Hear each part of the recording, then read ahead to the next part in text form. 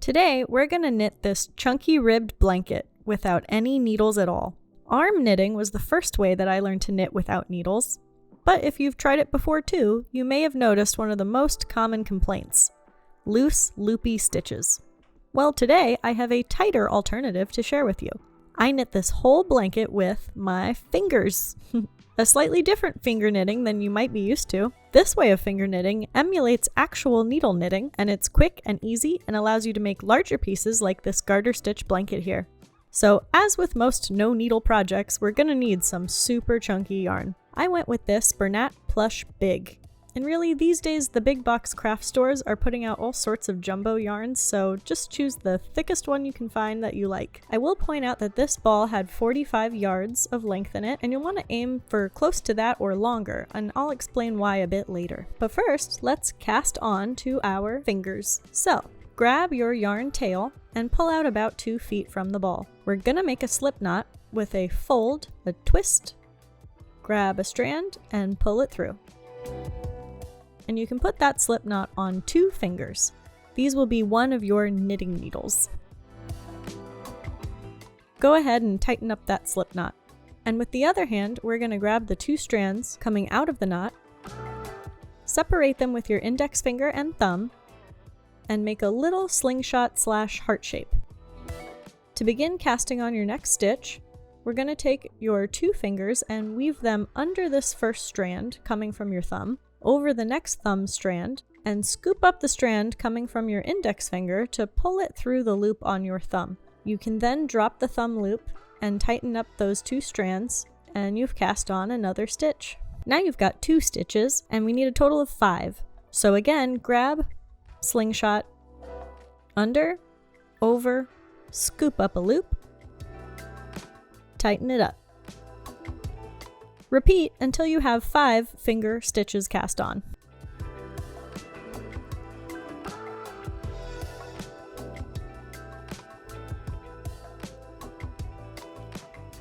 Now we're ready to involve your other needle, aka your 2 left fingers. First, you're going to take the strand coming from your ball and pinch it between your 2 right fingers and let the strand kind of drape in front of your fingers like so. Then with the other hand, you can pull that first stitch off your fingers over the working yarn, and now the new loop that you have pinched there is the new stitch that you can place on your left fingers. Try to tighten up that new stitch by pulling on the working yarn, and this is going to look a little fiddly at first because we have this big tail hanging here, but try to just ignore that completely. We're only concerned with the yarn coming from the ball. And again, I'll pinch it in my right fingers with the yarn draped in front like so. Pull the next stitch off your right fingers and slip the new stitch onto your left fingers. Repeat that until you've knit all your stitches off your right fingers and onto your left fingers.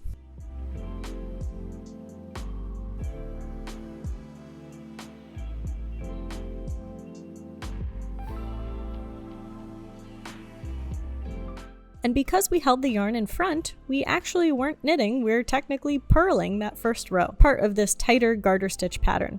On the next row, we will be technically knitting, because when you pinch the yarn between your left fingers, you're going to let the working yarn hang out behind your fingers, like so. Not in front, no, in the back.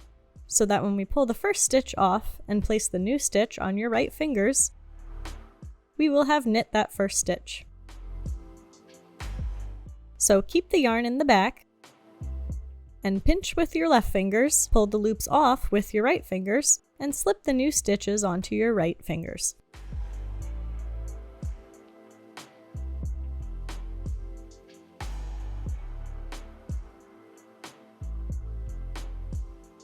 And your first 2 rows of your first blanket panel are done. Time to purl onto the left hand by pinching the yarn with your right hand with the strand in front.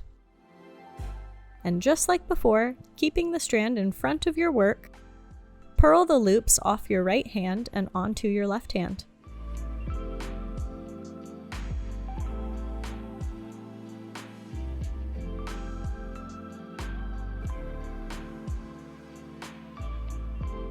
To knit onto the right hand, simply hold the yarn in back.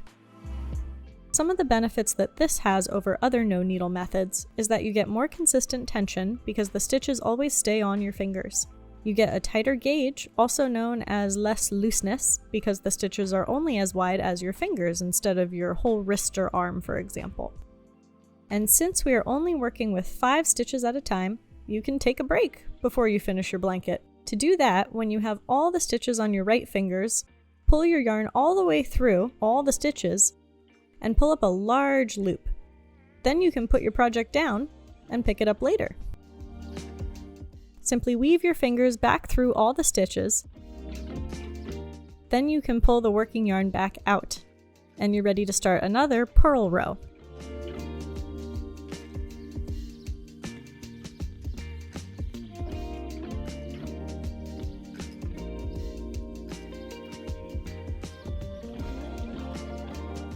When you have a little bit of yarn left, you can go ahead and bind off. To do that, knit a stitch normally, knit the next stitch, and pass that back stitch over the front stitch on your right fingers. Then you can knit the next stitch and pull the new stitch through the old stitch. Knit one, bind off, knit one, and bind off. You can pull your remaining tail through the last loop, and your first blanket panel is done. You could also just use it as a scarf. Since I used one whole yarn ball for one panel, I know exactly how much yarn I need or how much I have left to finish my project. For example, I had 5 balls total, so I knew I would get 5 panels. You could absolutely use more than one ball in a panel, especially if your balls are shorter in length or if you want to make a bigger blanket. But I liked the one ball, one panel idea because I've had a lot of experience with the issues with planning super chunky blankets and running out of yarn and stuff, so this makes it really easy. Now I'm going to show you how we join panels. For subsequent panels, we'll work them a little differently. The cast on is exactly the same, and once you've cast on your stitches, before we begin the first row, pick up your existing panel and find the very corner. These chains down here are part of your cast on edge, and this loop coming out of the cast on edge is part of the first stitch. Kind of open it up and reach through it and pull up a loop with your working yarn. Now you have 6 loops, so we're going to pass that first stitch on your right fingers over the new loop. Then you can place that new loop on your left fingers. You'll need to bring your working yarn to the front to purl across the remaining stitches as you transfer them to your left fingers.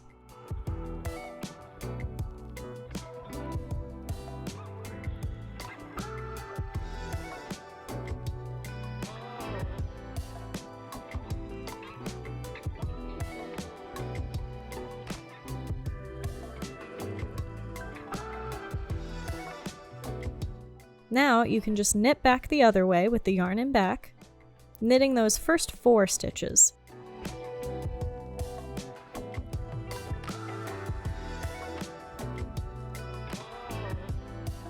When you get to the 5th stitch, don't knit it, we're going to turn it and place it on your right fingers.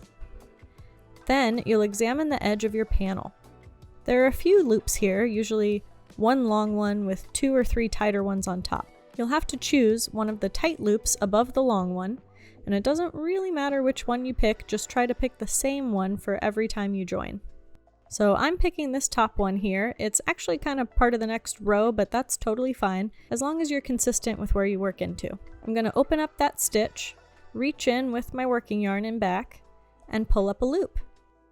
And be sure to tighten any ladders that appear between the loop and your last stitch. And kind of pull on the working yarn to adjust that loop to match the size of the rest of your stitches. Now we have 6 loops total, so to get back down to 5, we're going to pull the new loop through the 5th loop that you didn't knit earlier. And this is how we will knit and join new panels as we go, and it creates that ribbing detail that you see on my finished blanket. You can now pop the new loop onto your left fingers, yarn to the front, and purl across. So I'm going to stop talking here for a minute and just show you a couple more joins just for reference, because that's the tricky part, right?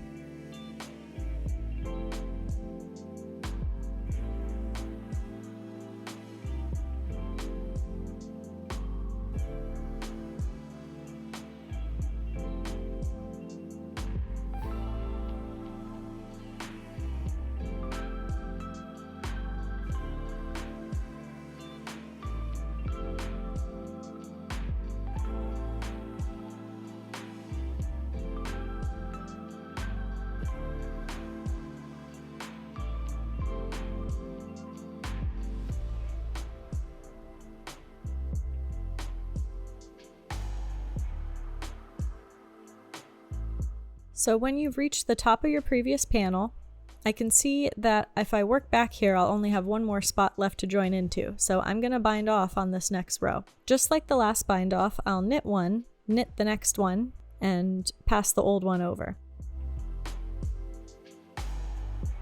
Knit one, pass the old stitch over, knit one, pass over. So I've bound off my 4, I've got my little middle slip stitch left, and I'm going to pull a loop with my working yarn through the top corner of my finished panel. And pull that loop through my slip stitch. And then pull that same loop through the last of my bind off stitches. To finish off each panel of your blanket, you can simply pull the tail all the way through. And if you have another tail nearby, you can tie them off in the back of your blanket. If you pull the knot real tight, you can usually cut the excess strands short without any problems.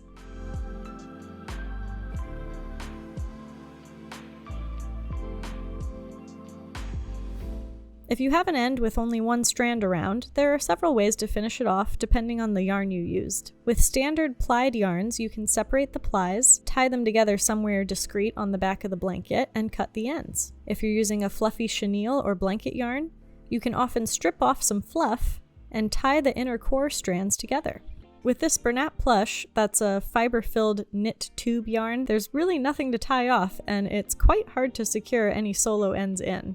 So this is totally extra, and you probably will never need to do this, but I actually did just grab a needle and some thread and just lazily popped a couple of stitches through that yarn tail and the stitch above it, so that I could confidently cut the tail short and gift this blanket to someone. Now, just as a little bonus, if you're finding the join as you go method for joining panels a little too tricky, let me show you how you can seam 2 finished panel edges together after the fact and still achieve that ribbing effect. Again, you'll want to examine your work because we'll try to line up these ridges in the blanket. If you look closely, you'll see that they're made of frowns and smiles. Frown, smile, frown, smile. And that last frown is where we'll work into. And I can see that my other edge ends in a smile. So we're going to try to line them up and take a separate piece of yarn for seaming. I'm using a different color here so you can see. And just tie that onto the corners any way you'd like.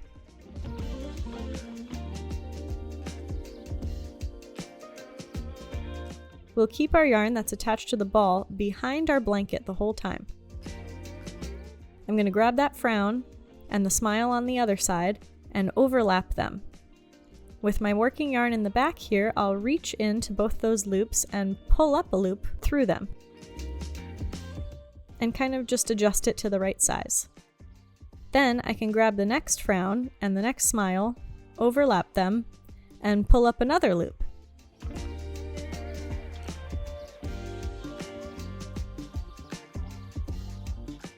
And pass the new loop through the old loop. Although it looks fiddly, this is actually a little easier to do than the join as you go method if you find that it's just not clicking for you. You can still join your panels and get the same ribbing effect. Or if you want a seamless join for your panels, you can search for seamless garter stitch join, and there are lots of resources already out there for that. Join as many panels as you want using either method for a totally handmade, no needles knit blanket. I hope you like this project and give it a try with some of those fun jumbo yarns that I've been seeing everywhere. And if you do, tag me wherever you are online because I'd love to see them. Thank you so much for watching. I'll see you next time. Bye!